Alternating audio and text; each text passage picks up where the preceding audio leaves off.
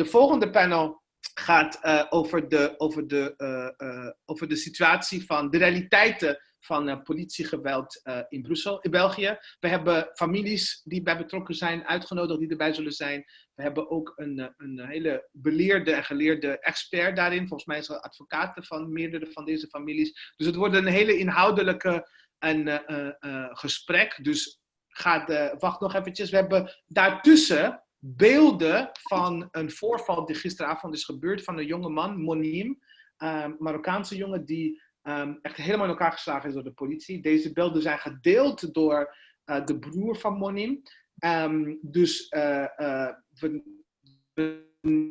Voor journalistieke purposes nemen we aan dat we daar toestemming voor hebben. Let wel, het zijn hele heftige beelden. En het is heel moeilijk om naar deze beelden te kijken. Dus mensen, alsjeblieft,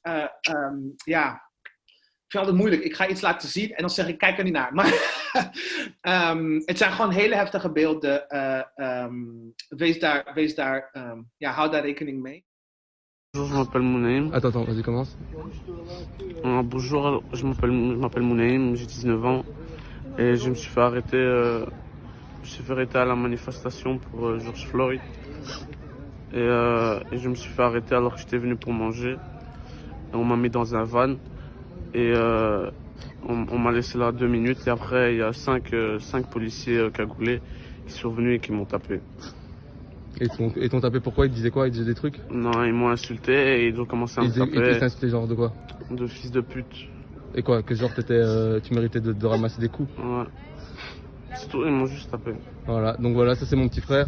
Je vous résume vite fait. Voilà, à 19h, il s'est fait capter par des flics, donc il s'est fait appréhender. Et le truc c'est que donc pendant 3 heures, il était à la police et voilà, il est 23h maintenant et on nous appelle pour nous dire que on doit se rendre à l'hôpital parce que Mounaïm, mon petit frère, est dans un état critique. Donc voilà, encore je voulais dire vive la police, hein. Comme d'habitude, on se bat contre ça, contre les violences policières. Et le jour même où tout le monde entier se réveille sur ces violences policières, voilà. Il n'y a aucune morale à cela. Voilà. Après, on va se plaindre qu'on n'aime pas la police, mais moi, voilà quoi.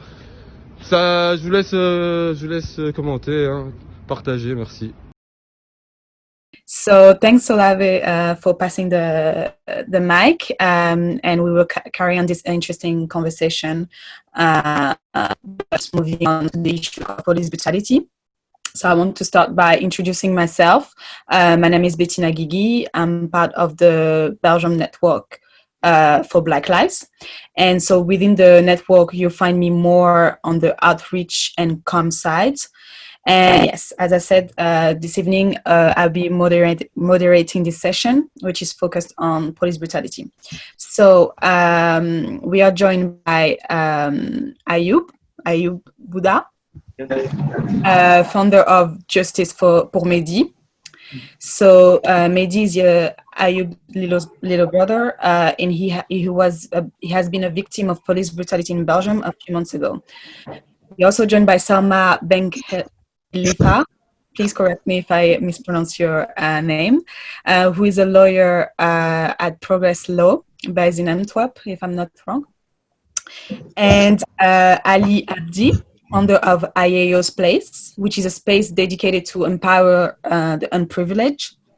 And then finally, we have Espérance Kanda, who is a lawyer and also the cousin of Dieu Merci Kanda, one of the many victims who died due to police brutality in Belgium. So thanks everyone for joining. It's a pleasure to have you. Thanks for everyone who's joining us online and watching this panel discussion. But I also want to especially thank Ayoub and Espérance for joining us and telling your story and reaching out to us, and also for being willing to share those stories with us. And, also kind of bringing awareness and educating everyone on the issue of police brutality and the cases of your loved one. So it must have been a heavy week for you, but also for everyone. It was a week charged with a lot of emotion. So I just want to start by asking everyone, how are you guys doing? And to please, if you feel comfortable with that, share your impression of the march that happened yesterday in Brussels, if you were present or if you heard about it, which for me was a very historic moment. So maybe we can start with Ayoub, maybe?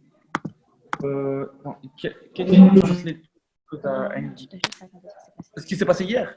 Oui, voilà. Si je dis en fait, ça a dû être une semaine très chargée, surtout pour les familles des victimes. Et je disais, je voulais commencer d'abord par avoir vos impressions et savoir comment vous allez, tout simplement. Nous, ça va. Enfin, voilà. On combat et ça va. On essaie d'aller vers le positif. Voilà. Et on essaie de donner un maximum. Maintenant, si je dois revenir par rapport aux événements de dimanche, c'est ça? Oui. Oui, c'est ça. C'était historique. Il y a quand même 10 000 personnes qui se sont tous réunies contre le racisme et pour la cause qui devait être défendue dimanche. Donc voilà, c'est émouvant. C'est bien de voir autant de gens se réunir pour cette cause-là et qu'on espère que voilà, maintenant que les gens ils se sont réveillés, ils vont avoir conscience du combat qui est mené en profondeur et qui vont vouloir continuer à s'investir là-dedans dans le long terme. Voilà, donc c'est tout ce qui importe. Désolé, j'ai l'écouteur qui va, je suis un peu vraiment désolé. Donc voilà, maintenant, tout ce qu'il y avait à dire par rapport à dimanche, et j'espère que vraiment maintenant que les gens sont conscients par rapport au paradoxe qui a eu lieu aux États-Unis, qu'il y a vraiment des injustices ici en Belgique, qu'il faut mettre la clairvoyance de tout et qui touche tout le monde, et que voilà, maintenant il y a vraiment un combat mené ici à Bruxelles et même partout en Belgique avec des moyens concrets, mais que pour ça on a besoin de la mobilisation de tout le monde, peu importe la communauté, peu importe l'âge, peu importe la couleur, que voilà, on a tous besoin de ça, en tout cas pour les violences policières et même pour toutes les nobles causes qui doivent être défendues. Ouais, donc le combat continue et surtout il doit se continuer en Belgique dans le contexte belge, quoi. Oui, clairement, dans le contexte belge, ce débat-là, il a toute sa place et là, j'espère qu'on mettra la lumière. Yeah. So it's a fight that needs to be carried on. And maybe we can move on to Selma. If you can, just share your impressions of the protests that happened. And in French or in English? As you wish. I feel more comfortable in French, but I can try in English. It's as you wish. Sure.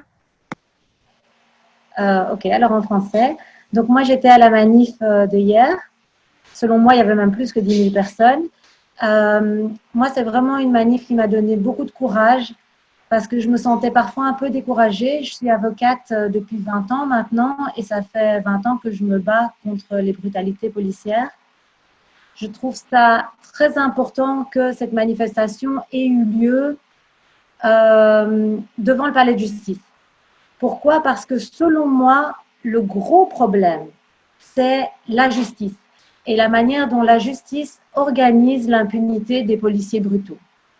S'il n'y avait pas cette organisation de l'impunité, eh bien, ce qu'ils appellent les brebis galeuses n'auraient pas le pouvoir dans la police. Pour le moment, s'il y a ce racisme qui existe dans la police, s'il y a cette organisation de la brutalité dans la police, c'est parce que au niveau de la justice, ils sont protégés. On voit que tout se met en place dès qu'il y a une plainte pour empêcher que les gens puissent avoir accès à la justice. Et c'est ça, selon moi, le plus gros défi pour les années à venir, c'est d'arrêter avec cette impunité. Donc j'espère que cette manifestation, c'est un élément déclencheur pour aller vers un changement vraiment structurel au niveau de la prise en charge des brutalités une fois qu'elles sont commises. Voilà. Exactement. Je partage cet avis-là aussi.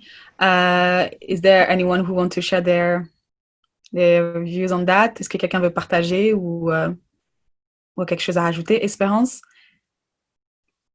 Yes, well, I think that George Floyd's death was really the last straw for a lot of people because it's been a series of hurtful events And at this point, it was always a battle to convince the other person to understand what you were going through.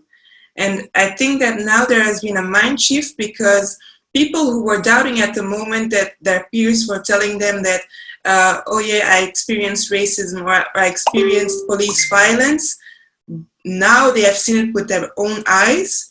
And that's why I feel that now we can create this allyship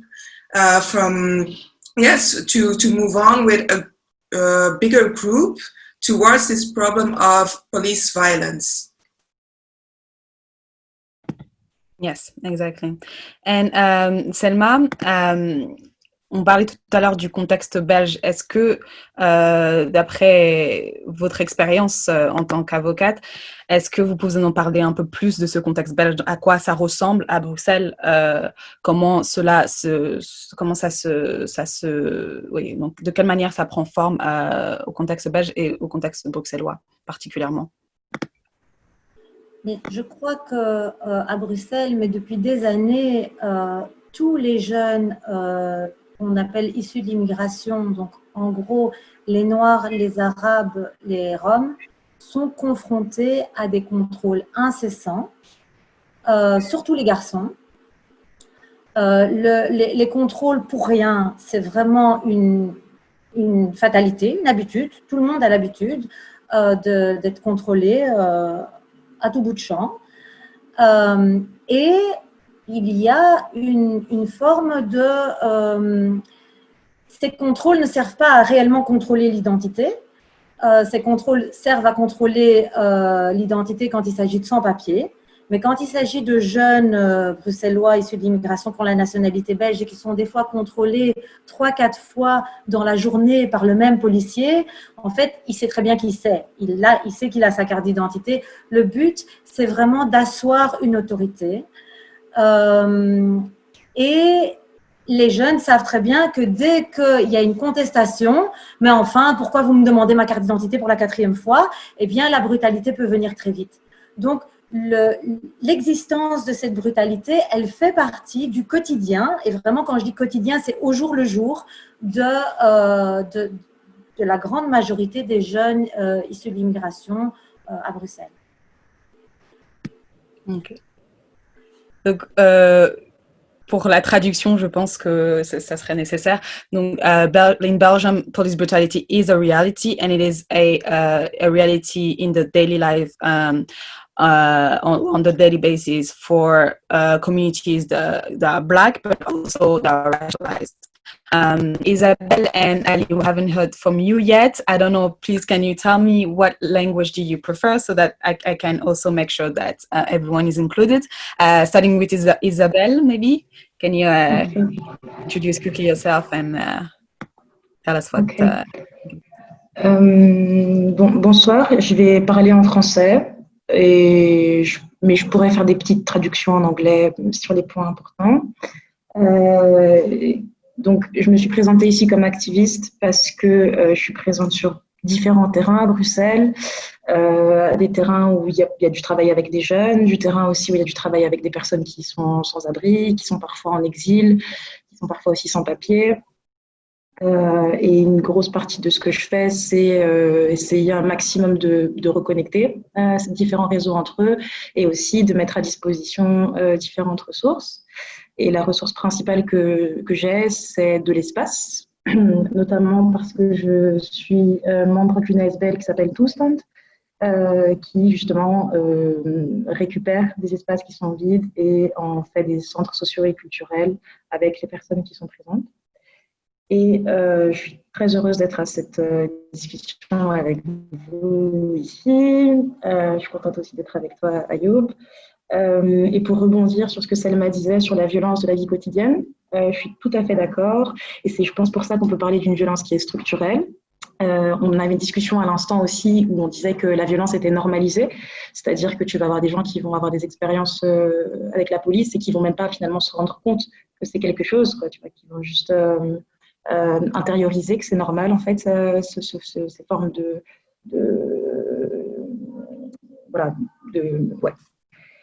violence en fait tout simplement. Et justement sur ces questions de violence structurelle, pour moi l'idée c'est que la violence est partout dans nos rues, aussi bien dans les lieux où on la voit quand il y a un contrôle de police violent que dans les lieux où on ne la voit pas, comme par exemple le parc Maximilien, comme par exemple à la gare du Midi. En fait, tu as des espaces où la police circule tout le temps. Et donc, j'aimerais qu'on puisse avoir les yeux un peu ouverts sur, en fait, c'est quoi cette police, qu'est-ce qu'elle fait comme travail finalement, quelle est cette espèce de vigilance que la police met en place quand elle tourne et tourne et tourne en rond dans les mêmes quartiers avec des populations qui sont toujours les mêmes. Tout à fait. Ali, est-ce que tu veux partager un peu plus sur le sujet?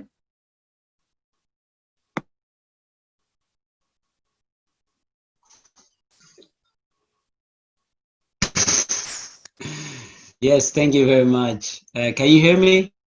Yes, we can. Do you prefer English? Yeah, I'm going to speak in English. Okay. Yeah. It's just the difference of a colonial language, so. No, it works.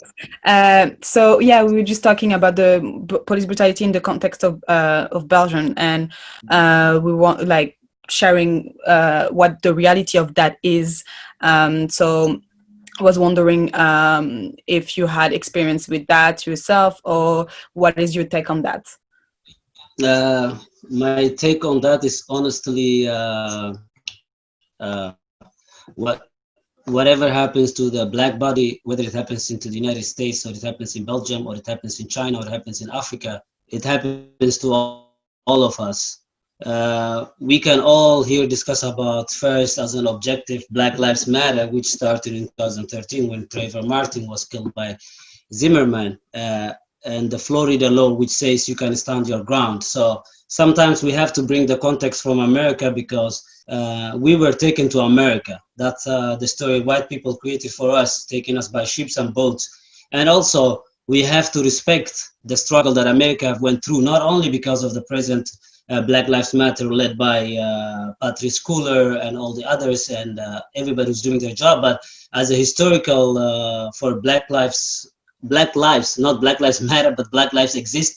Black lives did exist and Black lives will do exist. So in that context, let's just come to Belgium and I will answer the question that is Belgium context. There is no Belgium context. Belgium has the biggest murderer in the world. He killed 10+ million Congolese, cut their hands for quotas. So in that sense, if you talk about the Belgium context, there's a lot of hidden illusions. There's a lot of hidden stories. There's a lot of hidden wisdom that's not told to people. So when we talk about people or say our ancestors here didn't do much, I'm not from Congo, but I'm from Africa, which Congo is part of me, and Africa is part of all of us.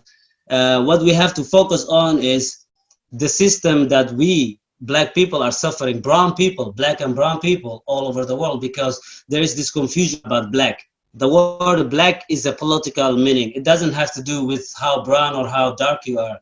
Black has different shades of colors, and we gotta love all ourselves. And we have a lot of cultures, a lot of colonial religions, and a lot of colonial mentality. So that's Black. Coming back to the context of Belgium, there is no context. Police brutality do exist in Belgium. And I just want to tell to everybody who's watching this, Belgium is fucking 11 million, sorry for my language, 11 million people. America is 350+ million people. America is 32,000 times bigger than Belgium. And Belgian police are not armed. So if that situation was white supremacy has no exclusion, it will kill us. It will kill us here and also in Belgium.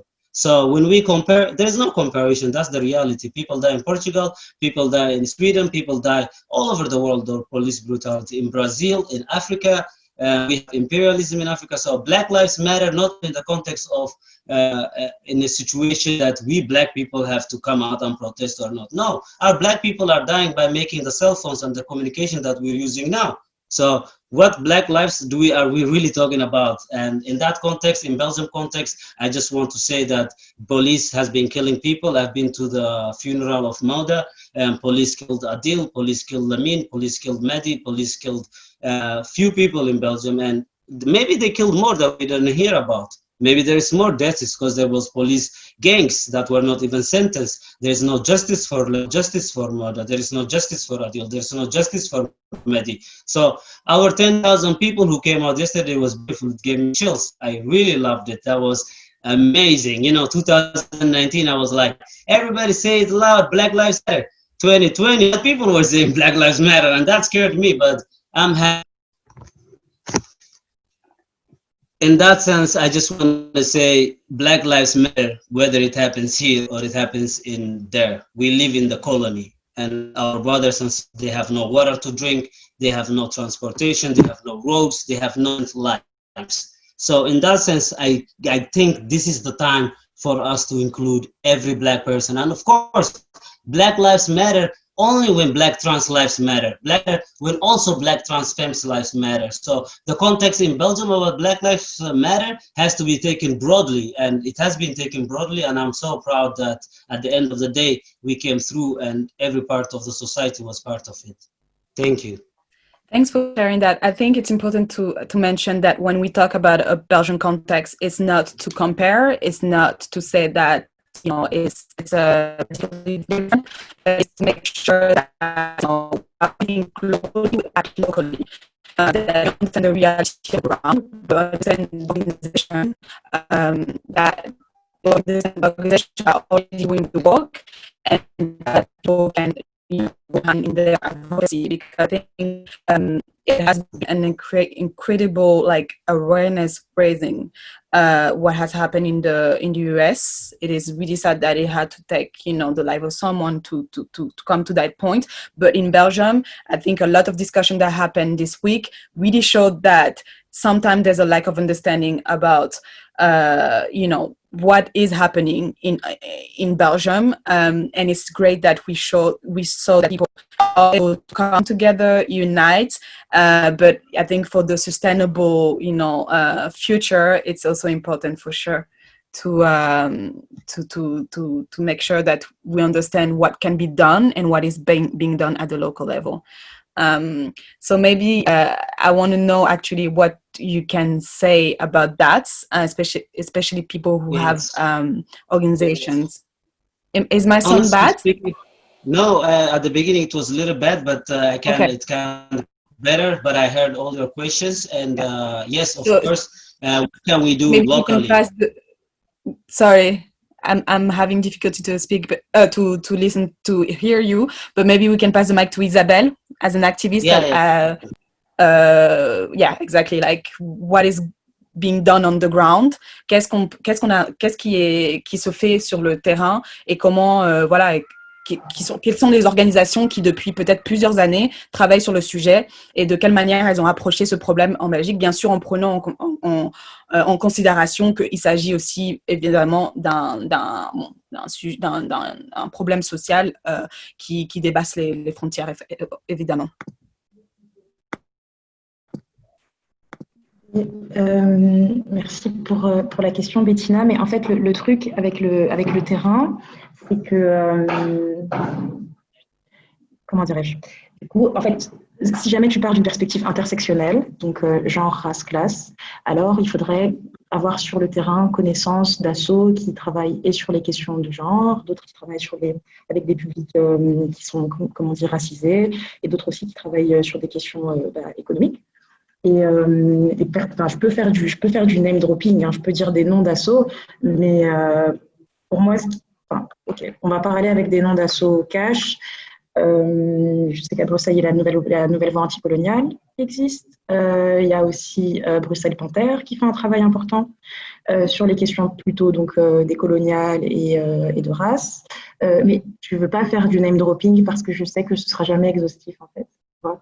Maintenant, si jamais tu veux travailler plutôt avec un public en migration, tu peux aussi juste en fait sortir de chez toi et aller faire un tour au parc Maximilien. Et en faisant ton tour plusieurs fois, tu pourras aussi discuter avec les gens qui sont dans ce parc d'une manière ou d'une autre et leur poser des questions, leur dire mais en fait qui vient vous voir, qui vous êtes, tu vois, et puis même de quoi vous auriez besoin, tu vois. Et puis, après, tu vas aussi vite arriver sur des collectifs qui sont très, très informels, des gens qui ne sont pas du tout même structurés en SBL, des gens qui sont juste là au quotidien. Et en fait, du coup, je ne vais pas continuer mon name dropping et je ne vais pas commencer à dire des noms d'assauts parce que je ne vais pas dire le tiers de ce qui existe. Mais par contre, ce que je sais, c'est que si jamais tu veux être actif, alors tu mets tes chaussures, tu sors de chez toi, quoi, et tu vas faire un tour, quoi. vraiment, tu vois. Et du coup, je suis très heureuse qu'aujourd'hui, oui, voilà. Et je voulais quand même réagir sur la discussion d'avant, sur Black Lives Matter dans le contexte belge. Et ce que je voulais en retenir, c'est que donc effectivement, la Belgique, c'est pas les States. Mais bon, ça, je pense qu'effectivement, on a compris. Mais pour moi, la Belgique, là où on a une force, c'est que justement, et notamment Bruxelles, c'est qu'en fait, c'est une petite ville. Donc, tu peux, avec ton vélo, sortir de chez toi et toutes les zones dans lesquelles d'habitude tu passes en fermant tes yeux parce qu'en fait, il y a des hommes noirs, justement, avec des sacs à dos tout seuls. Et bien, justement, en fait, au lieu de tourner les yeux, tu peux aller dans ces zones-là et vraiment les regarder dans les yeux et leur poser des questions de, en fait, comment vous êtes arrivé ici, en fait? Et comment vous mangez, en fait? Et comment vous dormez, en fait? Genre, juste poser des questions vraiment concrètes pour juste se réancrer en fait un peu. Et du coup, je pense que sur la question des violences policières, c'est exactement le même débat. Si jamais tu te demandes c'est quoi la réalité des violences policières, ben vas-y, ben sors en fait. Va faire un tour à Anderlecht, va faire un tour Place Leemans, va faire un tour à Molenbeek, va faire un tour à la Duchesse de Brabant. Vas-y, regarde les jeunes hommes en fait, regarde et juste écoute le bruit des voitures qui tournent en fait. Et puis ben, quand tu entends une voiture qui tourne de police, et ben, tu demandes aux jeunes qui sont là en train de traîner, tu leur demandes, bah écoutez, ça fait la combienième fois qu'ils passent aujourd'hui les keufs en fait. Et puis d'ailleurs, qu'est-ce qu'ils cherchent exactement en fait? Enfin, je veux dire, et puis d'ailleurs, quand tu vas voir tes potes qui habitent à Watermal-Boisfort, ben aussi tu peux leur demander combien de fois par an ils entendent la police passer, tu vois. Et pourquoi la police vient? Ah, parce qu'il y a eu un cambriolage. Bon, ok, ça se comprend, mais autrement, tu vois. Voilà. Et enfin, j'aimerais juste dire autre chose sur la question du terrain. Donc à Bruxelles, on a 6 millions de mètres carrés qui sont vides. Donc on a beaucoup de place dans beaucoup de bâtiments. Il n'y a pas grand monde qui les utilise. Mais tu as quelques personnes en fait qui se définissent comme activistes, qui utilisent ces bâtiments vides et qui réussissent dedans à créer des dynamiques de quartier, à créer des dynamiques de solidarité, à chercher de la nourriture à récupérer, qui font des petits ateliers de bricolage, qui font des petites projections. Enfin, il y a vraiment des gens qui se bougent à des petites échelles. Mais comme c'est Bruxelles, eh ben, on a beaucoup, donc ça crée vraiment des jolis mouvements. Et là, je pense par exemple à un truc qui s'appelle la MAB, la maison à Bruxelles, qui est à Botanique, ou bien je pense à la Bougie, qui est justement tout à côté de la place Lemens, ou bien aussi l'allée du Caille, c'est un peu pareil, en face de Tour et Taxi. Et bien en fait, tous ces petits espaces-là, je pense que c'est important aussi d'aller y faire un tour et de juste demander aux personnes qui sont là, bah, écoutez, mais en fait, vous faites quoi exactement? Et le dernier point que je dirais, c'est vraiment pour les jeunes, donc pour, on va dire toute personne ayant moins de 35 ans, donc c'est assez large. Si jamais tu veux savoir c'est quoi du travail de terrain, et bien va dans ta maison de jeunes en fait. Va dans la maison de jeunes qui est à côté de chez toi, vas-y, vraiment, et demande à parler avec les éducateurs en fait, demande à parler avec les travailleurs de jeunesse, et ils vont t'expliquer ce que ça veut dire. Voilà, ils vont te présenter des gens. Mais je pense qu'il y a effectivement, si jamais tu veux sortir de ton ordinateur, il n'y a pas 1000 solutions à part mettre tes chaussures et partir dans la rue, quoi. Génial, je pense que c'est très clair. Donc, il n'y a pas besoin d'aller ni trop loin et de toute manière, de chercher énormément parce que les orgas qui bossent sur la question sont là. Donc, ça c'est clair. Just for Ali, for the sake of translation, Isabel was answering that question and said that there's no need to go too far to actually get involved and as a community to try and raise awareness or to get involved with the organization that are working on the issue. It's just a matter of like asking the first concerned, demander aux premiers concernés aussi, et yeah, just be aware of your environment and what's already there. But pour moi, j'ai aussi une question par rapport aux familles des victimes. Donc, pour ces personnes-là, il me semble que c'est aussi difficile d'avoir accès à la justice. Et j'aimerais beaucoup entendre de Ayoub et Espérance sur ces questions-là. Quels sont les moyens qui se présentent à vous et en fait, quelle est aussi quelque part la réalité en pratique une fois que vous essayez d'accéder à cette justice-là. On peut peut-être commencer par Ayoub.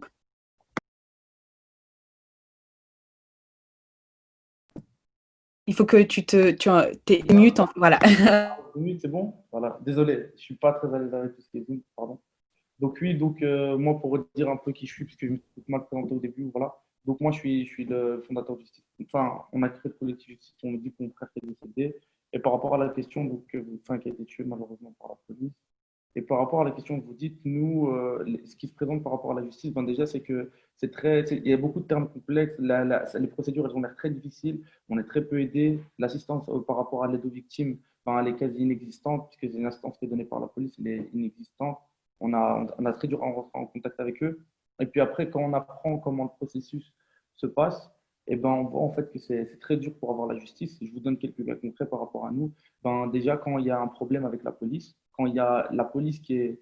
Ben, je vais prendre le cas concret par rapport à mon petit frère, c'est que c'est la zone de police d'à côté qui a enquêté sur la zone de police qui a commis le crime par rapport à mon frère.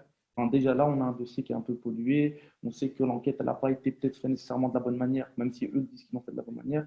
Voilà, on voit par rapport à des cas concrets au PV, tout ça, que ça n'a pas été rédigé de la meilleure manière. Ensuite, nous, ce qu'on demanderait par rapport à ça, c'est qu'il y ait un juge d'instruction qui soit nommé directement pour qu'il y ait une enquête indépendante. Mais déjà, quand le dossier est mal rédigé, allez, quand on sait que le dossier il a un parti prenant, on va dire, c'est dur d'après d'arriver devant un juge et que le juge rende justice correctement quand les éléments qu'il y a dans le dossier ne sont pas... Donc voilà, et puis après, c'est aussi un combat qui est très long. Nous, on fait ça que depuis 9 mois, mais j'ai appris qu'il y a des... Malheureusement, c'est quand ce drame m'est arrivé que je me suis intéressé aux autres drames. J'en avais déjà conscience, mais je me suis vraiment intéressé à ça. Et c'est à ce moment-là qu'on voit que c'est très long, ça demande beaucoup d'énergie. Et devoir faire un deuil et en même temps faire un combat juridique, croyez-moi que c'est éprouvant. C'est éprouvant. Et on a besoin d'être assisté là-dedans, on a besoin d'être soutenu. Ou sinon, déjà, l'aspect psychologique de dire qu'on devra faire un combat, c'est quelque chose qui rend encore plus compliqué à la justice, sans compter tous les moyens institutionnels qui sont mis en place, pas directement, qui ne sont pas dits directement, qui sont très implicites, mais qu'on remarque qui nous empêchent d'avoir la justice. Voilà. Quand on vous dit qu'une enquête elle va être menée, qu'une enquête elle prend 1 an, 2 ans, 3 ans, et que ça vous prend 1 an, 2 ans, 3 ans pour apprendre les détails de ce qui s'est passé et pour connaître et pour pouvoir commencer son deuil, c'est déjà dur. Donc, c'est quelque chose qui est très dur pour la famille et c'est à cause de c'est avec des éléments comme ça, c'est avec le fait que l'enquête soit mal menée et tout qui rend la justice vraiment difficile. Et encore, moi je parle, on en est qu'à nous, l'enquête est encore menée, on est encore en train de faire le combat et tout. Il y a des familles qui ont mené le combat et où l'affaire a été classée sans suite. Et je pense qu'eux connaissent vraiment les éléments pour dire voilà, c'est vraiment dur en Belgique avec telle chose d'avoir, de rendre justice parce qu'il y a vraiment des moyens qui sont faits pour qu'il n'y ait pas justice lorsque la police a des violences et que, voilà, et que, la police, il faut vraiment des preuves, il faut énormément de choses pour incriminer la police dans quelque chose, dans des faits. Espérance, is that something that I can imagine you also had to struggle with? C'est aussi un combat que vous avez, mais on aimerait bien entendre peut-être la particularité de votre expérience. So, it is my uncle that died in 2015. So, on the 4th of February, to be exact, he went to the police station in Anderlecht because somebody had stolen his wallet. So he went there to declare that to the police station. So the police said that he had drunk alcohol and that's why they had to keep him in a cell. They called his wife to tell him that they needed to calm him. And the second call that she gets is that, sorry ma'am, your husband died. You need to come quick to the police station.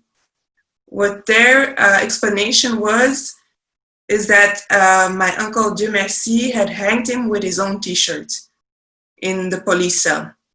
So for us, that was really, really strange story. It was a really, really strange story because after that, they also declared that he wanted to have a suicide. He wanted to have a suicide in the police station. So for us, we did not really understand how that someone that goes to the police station to declare his wallet, the theft of his wallet, commits suicide when he's there. So there were a lot of questions raising about that, and that is why we wanted to see the images. And in theory, you have this right as the family to go and see the images in the justice system. But the thing is, when we went there and we got the images, they were very, very dark. And since you cannot hear what's on the footage, we could not really see or say anything about that. So at this point, it was really, really difficult to prove and to say that the police officers who were there at the moment, that they did commit something. But what we know even though if we follow their reasoning about suicide, is that even though something like that happened, there are two rules that you can apply at that moment. That is the fact that someone cannot encourage someone else to commit suicide. And secondly, you have this kind of obligation to watch over a person. You have this obligation that when someone is in need, you need to act. And these are three things actually that we also applied in the courts. But unfortunately, as I say, it's really, really difficult to fight against the police because you have the organization called Comité P, which is an organization that, that has control over the police. And it's really difficult to fight them because you know that there is not so much chance that they will say that a policeman has committed a murder or did something wrong. Or at least in the past, it has not happened so much. So we knew that it was going to be a very, very tough road, especially now we are in procedure for like already 5 years. And at this moment, also because of my background, I know that it's not going to end tomorrow. We know that it's probably going to take 15 to 20 years to have an answer. I'm saying this because I hope that our answer will come from the European courts, because at this moment I'm a bit skeptical about the climate in the justice in Belgium. I think that European judges might be a little bit more sensitive towards this kind of issues. That's a very, very interesting insight, actually, what you just said. Thanks for sharing. And yeah, definitely, I think we all know that the road to access justice for those victims are endless often. Selma, est-ce que c'est quelque chose qui est on va dire, qui arrive souvent, ce manque de communication entre les forces de la justice dans des cas comme ça? À quel moment ça devient compliqué et quels sont peut-être les outils, je sais pas, légaux qui existent ou qui pourraient se mettre en place pour essayer de contourner ça? Je sais que c'est pas mal de questions en même temps, mais si tu peux attraper une qui te semble utile à adresser. C'est chaque étape. Et c'est rendu compliqué exprès. Je suis un peu plus âgée que ma consoeur Espérance, mais elle a raison. Il n'y a aucune chance en Belgique. On va au tribunal en Belgique uniquement pour ce qu'on appelle épuiser les voies de recours internes, parce qu'il faut avoir fait toutes les étapes en Belgique pour pouvoir aller à la Cour européenne des droits de l'homme. C'est la seule raison pour laquelle on va encore devant un juge belge. C'est parce qu'on est obligé de faire ces étapes-là. Je remercie Ali. Thank you, Ali, for speaking about Mauda. Je suis l'avocate des parents de Mauda. Eux, ça fait 2 ans que cette petite fille est morte. Alors, pour ceux qui ne sont pas en Belgique, en 2 mots, c'est une petite fille de migrants kurdes qui a été tuée d'une balle dans la tête par la police. Et cette affaire a démontré que, en fait, on sait depuis longtemps qu'on a une police raciste, mais la police, c'est juste le reflet de la société dans laquelle elle est. On a une police raciste parce qu'on a une société raciste. Parce que quand la petite Mauda est morte, une gosse de 2 ans, il y a quand même eu des politiciens, des journalistes, des internautes par milliers pour dire que c'était quand même bien fait pour elle. Alors, quand on est dans un pays où des gens sont capables de dire que c'est bien fait de mourir d'une balle dans la tête par un policier, pour une gosse de 2 ans, on se retrouve dans il n'y a plus de discussion possible. Comment vous voulez continuer à discuter, continuer à essayer de convaincre des gens qui vous disent on n'est pas raciste, mais cette petite fille, qu'est-ce qu'elle faisait dans une camionnette? Non, il y a plus de discussion possible.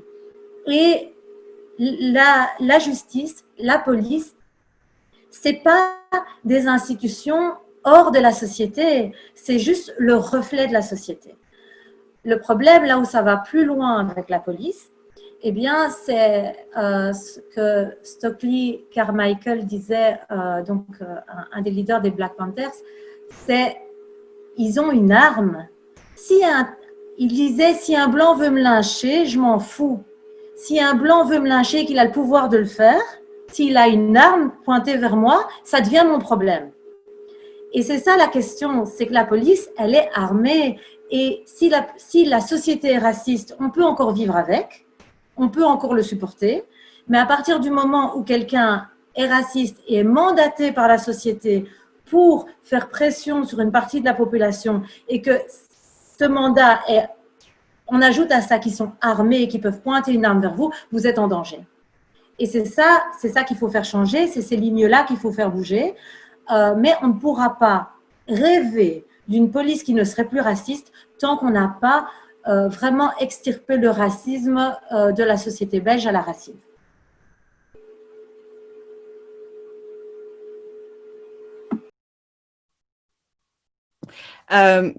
Merci pour cette intervention, Salma. Et effectivement, voilà, on revient au changement structurel, au changement culturel qui doit se passer.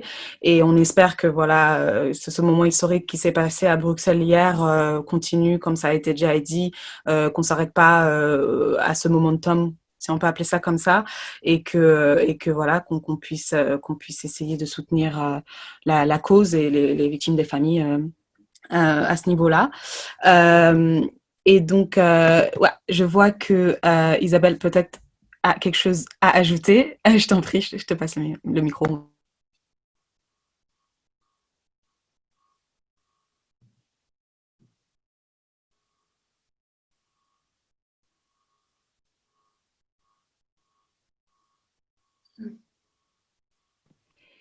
Ouais, on va bientôt finir la session. Par contre, je pense qu'on a un peu débordé, mais Isabelle, je t'en prie. Merci. Parfait. Merci pour le son. Oui, non, ce que je voulais juste réagir à ce que Selma a dit, en réponse à ce que Ali a dit, sur la police. Aux États-Unis, donc, il y a ce mot d'ordre, un peu cette revendication qui est defund the police. Donc, c'est un peu l'idée qu'au State, ils sont complètement abusés sur les moyens financiers qui sont alloués au monde, enfin, à l'univers policier, à l'univers militaire aussi. Et juste une industrie, en fait, qui prend tout l'argent, en fait. Donc, je pense qu'ici, bien sûr, cette idée de defund the police, je pense qu'on peut se la réapproprier, on va dire. On n'a pas les mêmes montants qui sont alloués aux militaires et aux policiers, mais quand même, je pense que le truc qui est à retenir entre les deux, c'est cette question, on va dire, d'éduquer la police ou même de décoloniser en fait l'institution policière.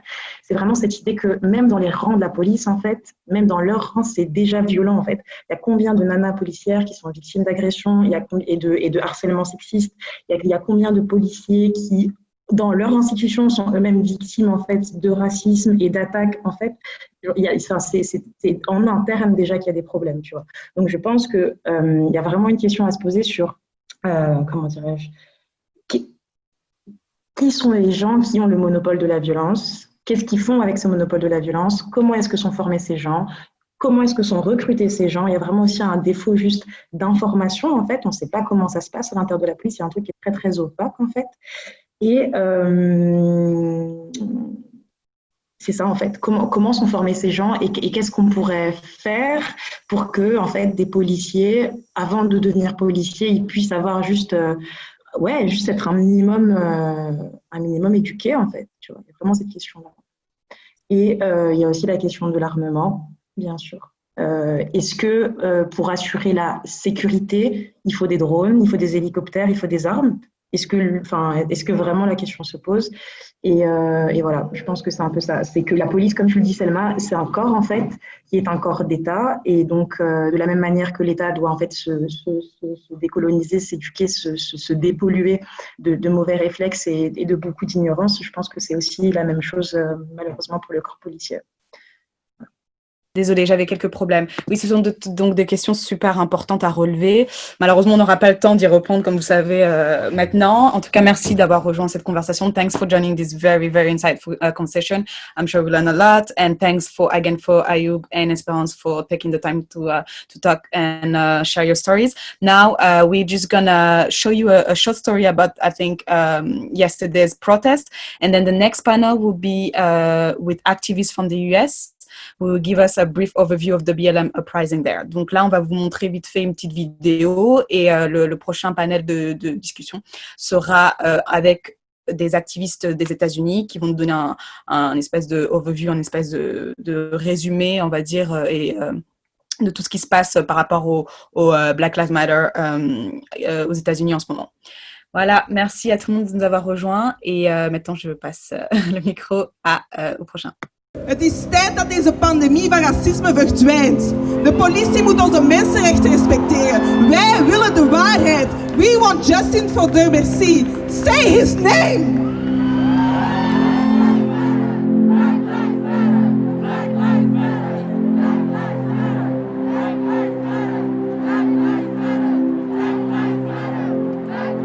Si on dit que le racisme n'existe pas, il existe toujours et je pense qu'on doit être ici aujourd'hui, même si ce n'est pas autorisé, c'est montrer qu'on n'est pas d'accord avec ça et montrer qu'on veut continuer à lutter contre ça.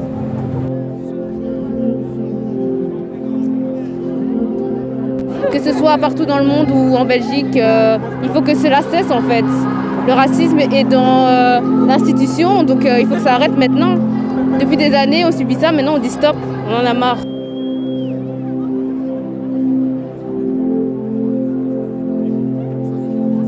Semira Adamou, étouffé.